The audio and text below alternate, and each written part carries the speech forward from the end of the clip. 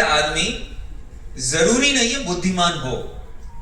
अकल से पैदल पढ़े लिखे लोग मिल जाते हैं, आपको भी मिले ही होंगे अपने जीवन में कभी ना कभी। हम बड़े बड़े जो सेलिब्रिटीज को देखते हैं, उनकी भी हरकतों से अपने को यही लगता होगा। सिर्फ हमारे देश में क्यों, आप विदेशियों को भी देखिए, बड़े बड़े देशों के प्रेसिडेंट्स भी कई बार ऐसी हरकत करते हुए दिखाई देते हैं। अभी तो काफी फेमस चल रहे हैं एक, किसी को समझ में नहीं आ रहा, ना उनके यहाँ रहने वालों को कुछ समझ में आ रहा है, ना दूसरी दुनिया में किसी को समझ में आ रहा है भाई साहब चाहते क्या है। वो खुद भी क्लियर नहीं होते, ऐसा दिखाई देता।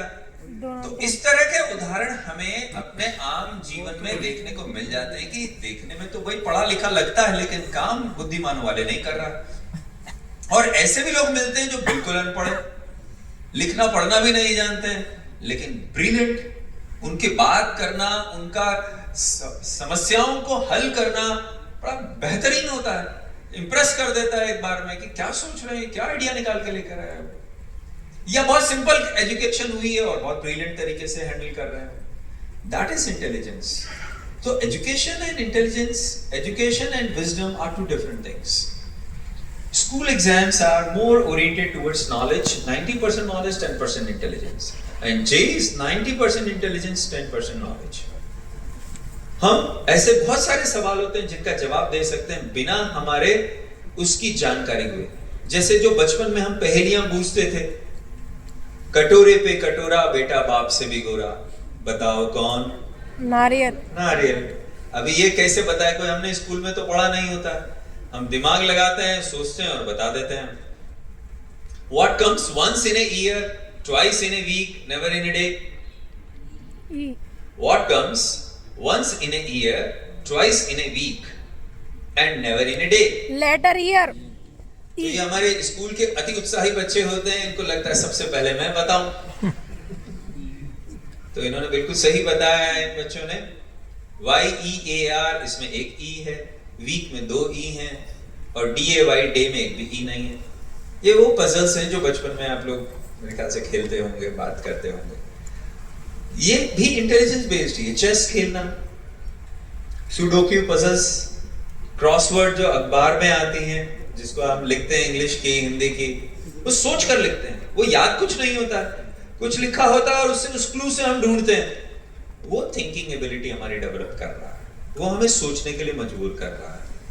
यही काम इसमें फोकस होकर जेई में करना पड़ता है, और यही इसको डिफरेंट बनाता है। स्कूल में जो पढ़ाते हैं वो या उससे मिलता जुलता पूछा जाता है। जेई में जो पढ़ाते हैं वो और उससे मिलता जुलता कतई नहीं पूछा जाता है।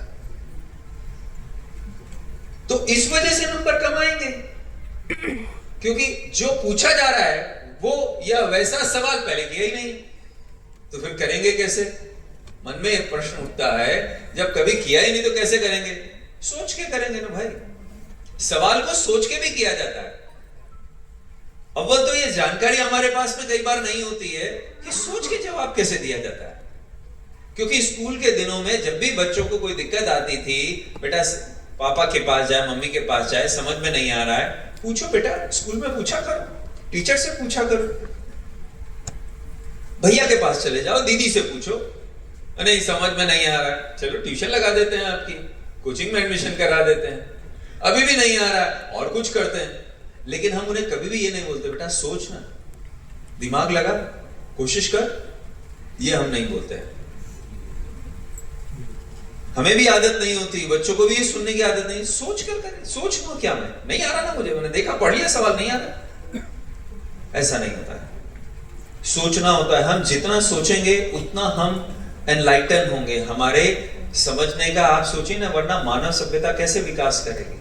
आज से 50 साल पहले मोबाइल नहीं था, मोबाइल कैसे? जिसने पहली बार मोबाइल बनाया उसे किसी ने बताया थोड़ी ना था ऐसे बनाना है, उसे पहले से पता होता तो फिर वो पहला शख्स होता। तो there was somebody who was first one, who told that first one, वो उसके दिमाग के ऊपर थी, वो थे इंजीनियर, वो आईआईटी ग्रेजुएट्स होते हैं।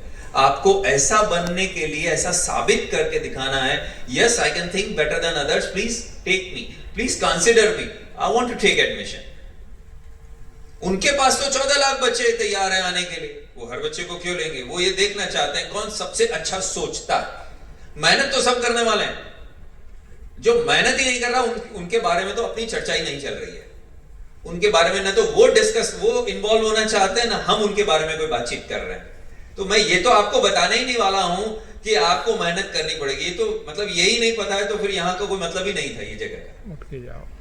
मैं बात कर रहा हूं मेहनत करने के बाद में क्या परेशानियां आती हैं, क्योंकि हमने क्या एक प्रोवर्ब सुना हुआ है, मेहनत करने वालों की कभी हार नहीं होती। ये थोड़ी सी विचलित कर देती है। हमने इन कॉन्सेप्ट्स को, इन लाइंस को पढ़ा हुआ तो है, पर इसका अर्थ क्या निकलता है? क्या मेहनत करेंगे 50,000 बच्चे जमकर मेहनत करेंगे तो सबका आईटी में सिलेक्शन हो जाएगा क्या? नो। हेलो, कहां हो भाई साहब?